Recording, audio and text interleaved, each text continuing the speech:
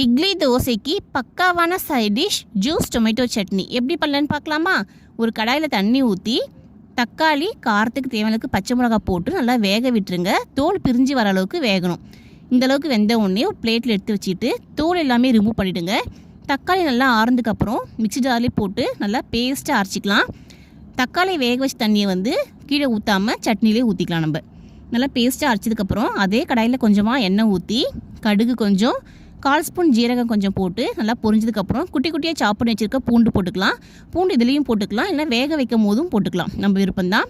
நல்லா வதங்கினதுக்கப்புறம் வெங்காயம், கருவேப்பிலை, தேவையான அளவுக்கு உப்பு, பச்சை மிளகாய் இதெல்லாம் போட்டு நல்லா கிண்டி விட்டுட்டு அரைச்சி வச்சுருக்க தக்காளி ஜூஸ் ஊற்றி வேக வச்சுக்கோங்க. தக்காளி தண்ணி அந்த தண்ணியை ஊற்றிக்கலாம். இதில் ஊற்றி நான் மிக்ஸ் பண்ணிவிட்டு நல்லா கொதி வந்ததுக்கப்புறம் இட்லியோ தோசையோ இல்லை ஊத்தாப்பமோ வச்சு இந்த சட்னியை ஊற்றி சாப்பிட்டு பாருங்கள். செம்ம டேஸ்ட்டாக இருக்கும். ட்ரை பண்ணி பாருங்கள், சூப்பராக இருக்கும். Thank you.